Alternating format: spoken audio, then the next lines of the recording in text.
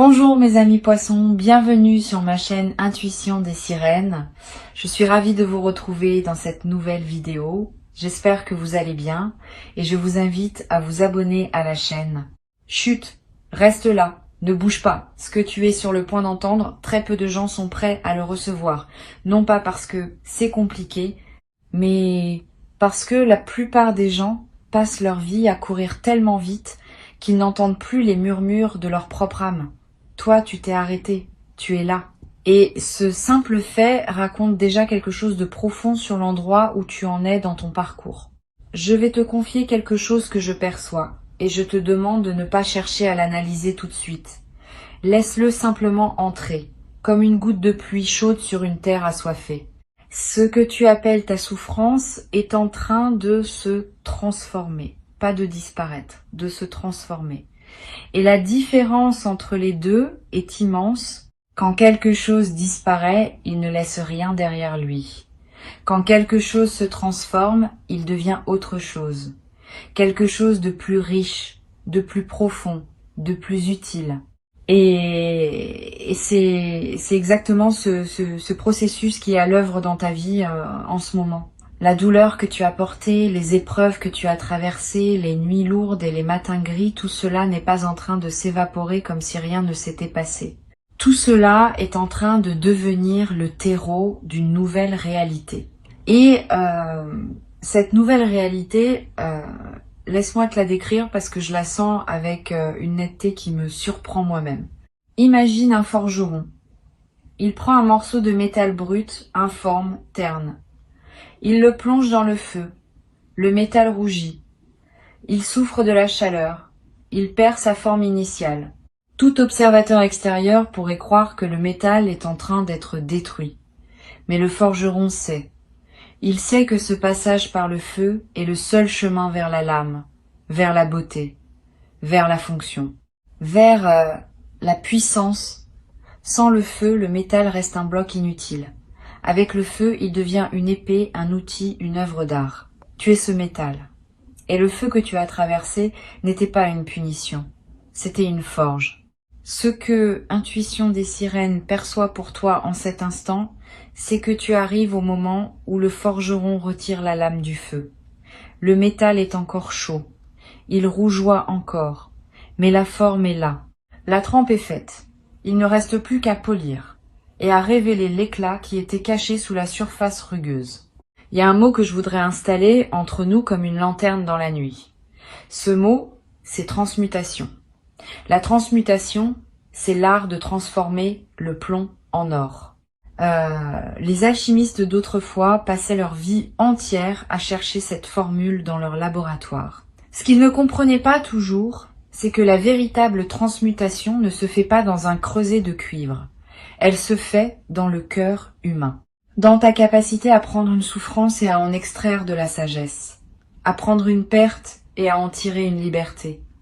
À prendre un effondrement et à y trouver le socle d'une reconstruction plus solide. Et toi, sans même le savoir, tu es un alchimiste. Tu l'as toujours été.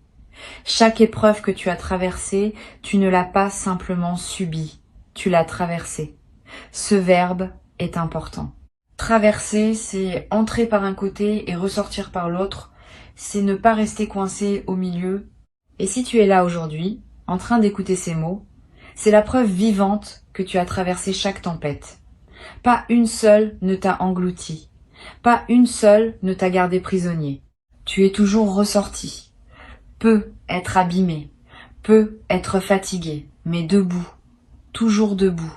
Et cette capacité à te relever, encore et encore, n'est pas un hasard. Ce n'est pas de la chance. C'est une force qui vit en toi et qui est bien plus ancienne que les circonstances de ta vie actuelle.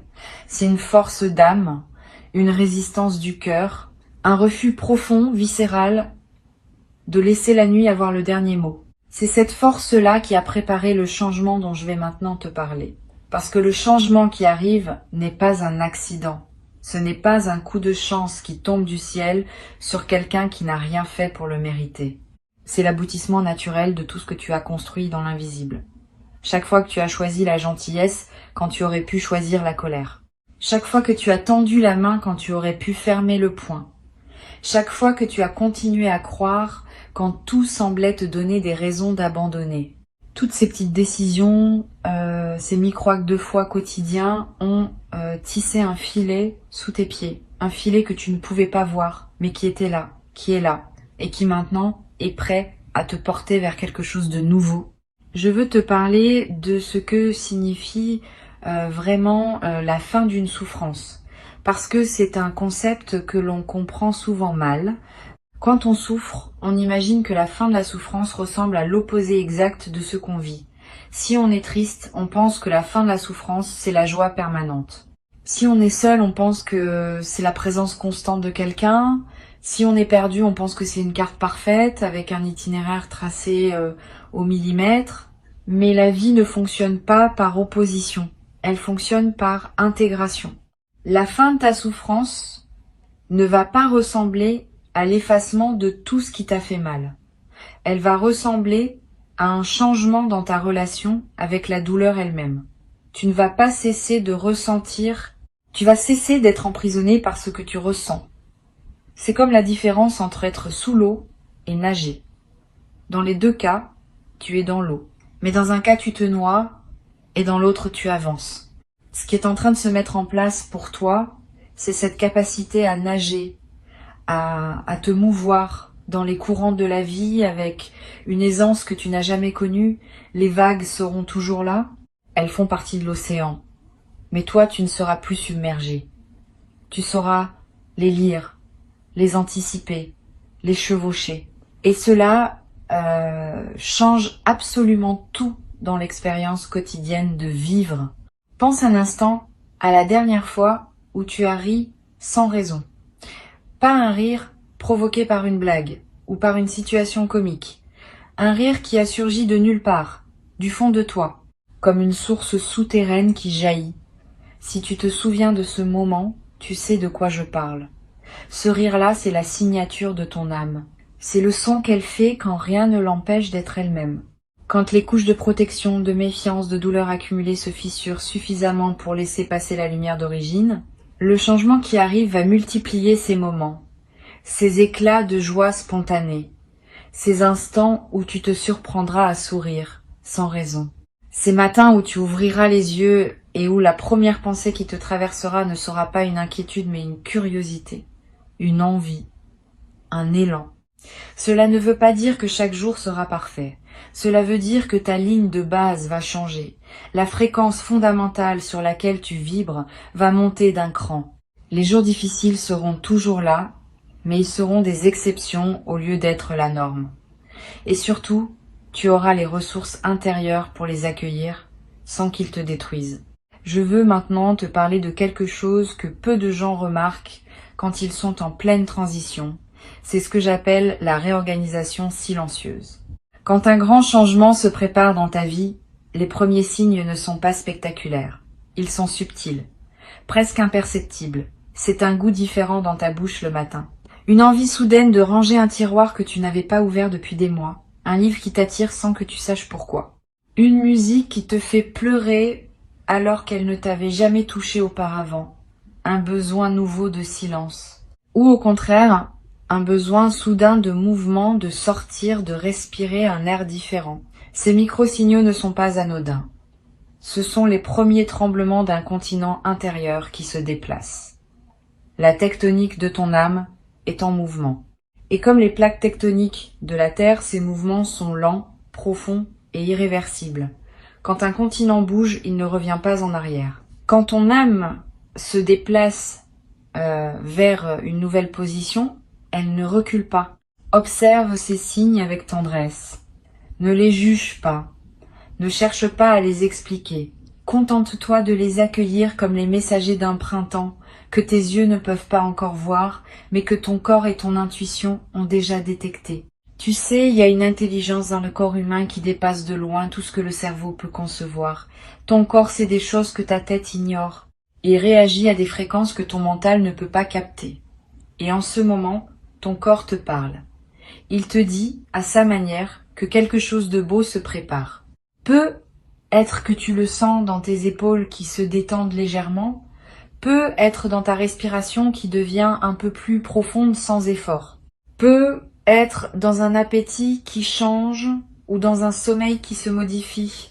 Ton corps se prépare à accueillir une version de toi que tu n'as pas encore rencontrée. Fais-lui confiance. Il est ton allié le plus fidèle dans cette transformation. Il y a un aspect de ce changement que je veux aborder avec toi et c'est peut être le plus délicat. C'est la question du mérite. Quelque part en toi, il peut être une voix qui murmure que tu ne mérites pas que les choses s'améliorent, que tu as fait trop d'erreurs, que tu as blessé des gens, que tu as pris des mauvaises décisions, que tu as gaspillé du temps, de l'énergie, des opportunités. Et cette voix, elle peut être même des arguments convaincants, des souvenirs précis, des preuves accablantes. Mais cette voix confond deux choses. Elle confond la responsabilité et la condamnation. Être responsable de ses erreurs, c'est sain, c'est mature, c'est nécessaire. Mais se condamner soi-même à une souffrance perpétuelle à cause de ses erreurs, ce n'est ni sain, ni juste, ni utile. La vie n'est pas un tribunal. Elle n'émet pas de sentence définitive. Elle offre des cycles, des renouvellements, des secondes chances, des troisièmes chances, des centièmes chances. Parce que la vie comprend quelque chose que le mental humain a du mal à saisir. Chaque erreur est un apprentissage et chaque apprentissage rapproche de la lumière. Tu mérites ce qui vient, non pas parce que tu es parfait, mais précisément parce que tu ne l'es pas.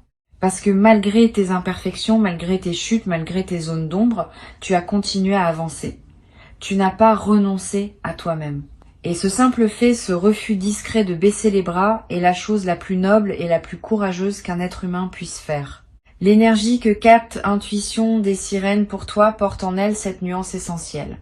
C'est pas un changement qui va te demander de devenir quelqu'un d'autre. C'est un changement qui va te permettre d'être enfin toi-même, pleinement, sans honte et sans masque. Tout ce que tu as refoulé, tout ce que tu as caché, tout ce que tu n'as pas osé montrer au monde par peur du jugement, c'est exactement cela qui constitue ton trésor. Les parties de toi que tu considères comme des faiblesses sont en réalité tes forces les plus rares. Ta sensibilité que le monde t'a peu être appris à cacher est une antenne qui capte des réalités invisibles aux autres.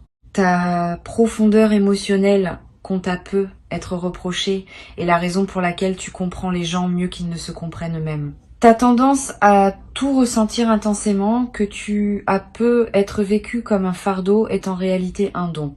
Et ce don est sur le point de trouver sa place dans le monde, sa vraie place. Pas celle que les autres ont définie pour toi, pas celle que la société attend de toi.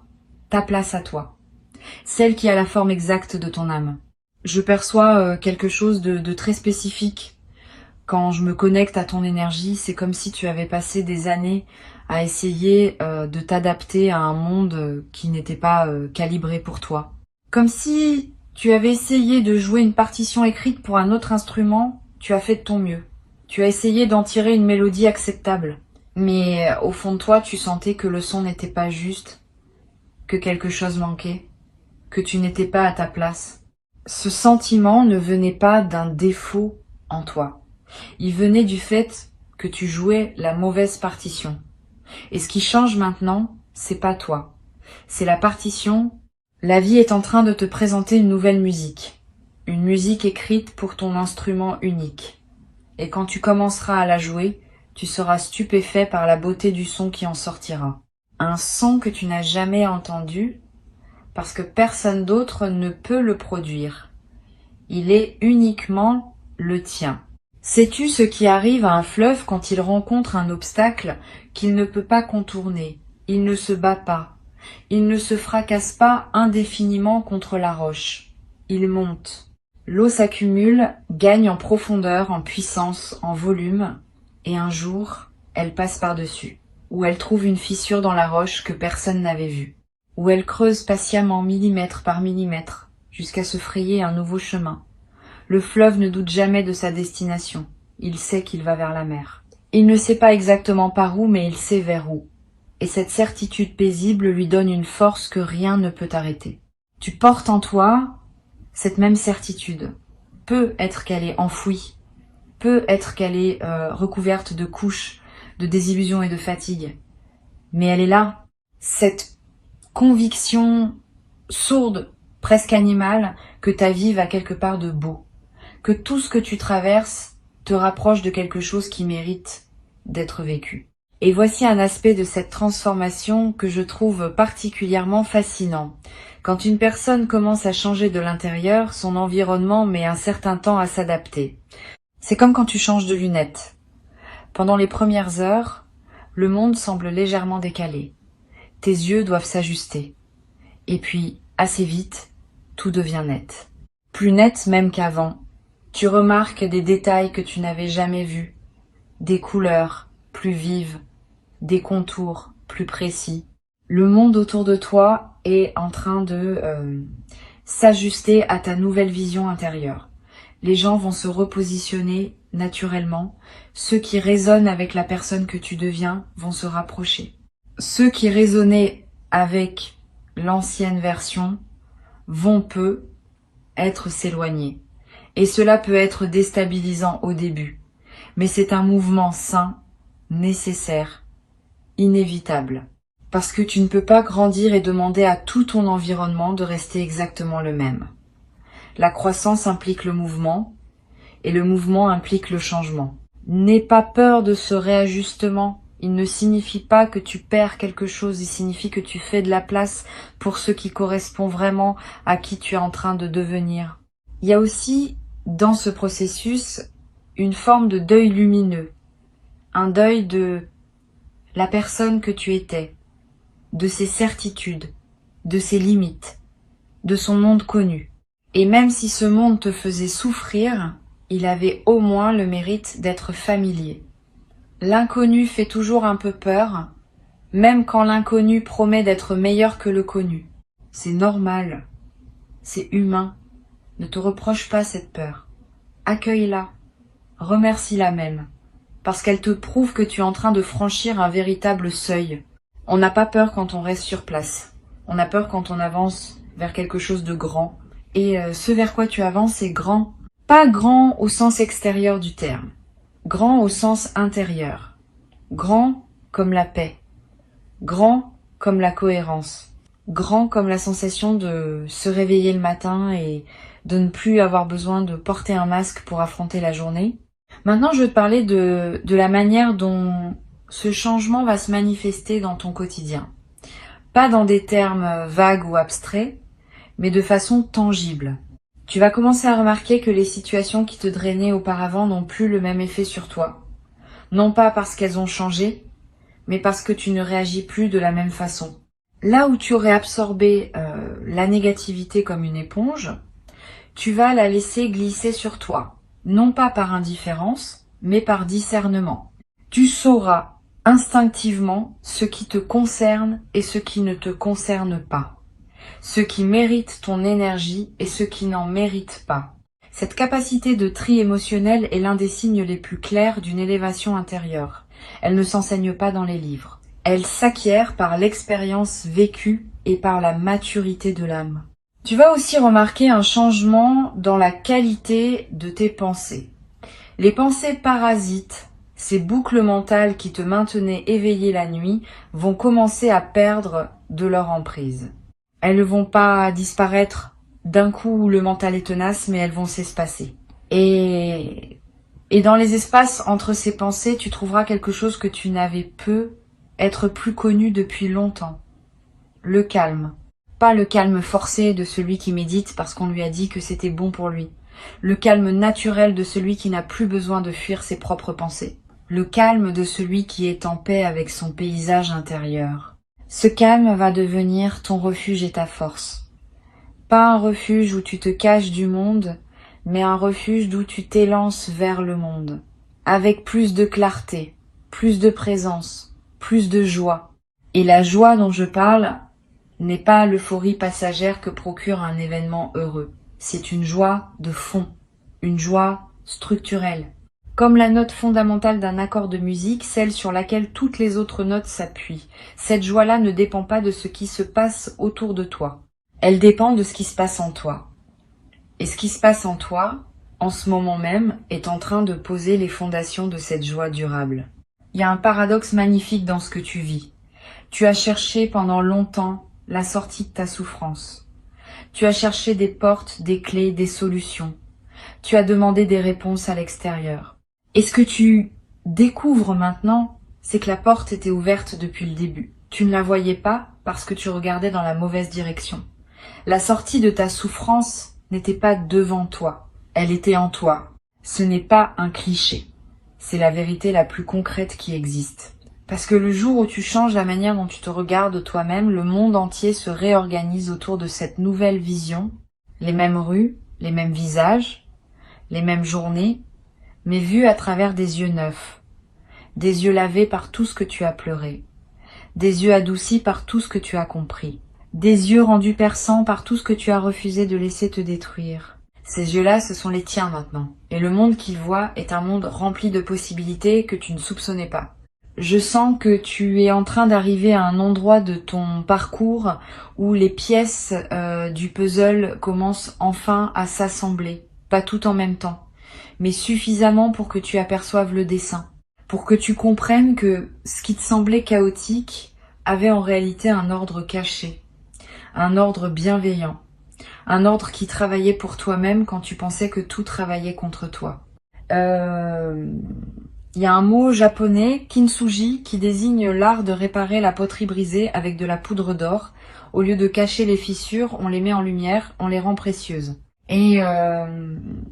Et l'objet réparé est considéré comme plus beau que l'objet intact, parce qu'il porte son histoire dans ses veines dorées. Tu es cet objet. Tes fissures ne sont pas des défauts, ce sont des lignes d'or. Et le changement qui arrive dans ta vie est précisément ce processus de dorure. Tes blessures deviennent des ornements. Tes cicatrices deviennent des preuves de ta force. Ce que tu pensais être les traces de ta destruction devient la cartographie de ta renaissance. C'est peu être la chose la plus belle que je puisse te dire aujourd'hui. Tu n'as pas été brisé pour rien. Tu as été brisé pour être reconstruit en plus beau. Et cette reconstruction n'est pas un espoir lointain. Elle est en cours.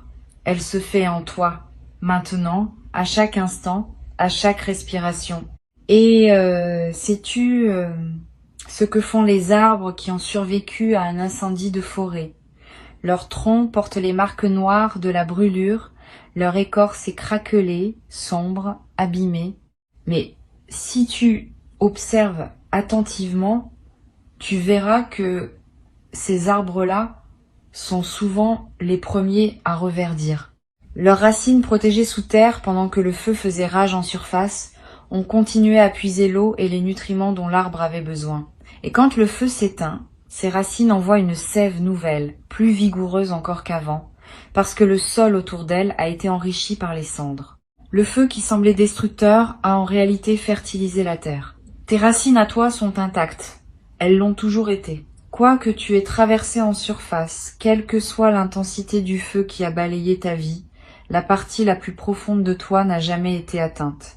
Et c'est de cette profondeur que monte maintenant la sève du renouveau. Tu le sens, cette énergie montante. Cette envie timide, mais persistante de croire que les choses peuvent être différentes. Ce n'est pas de la naïveté, c'est de la sève.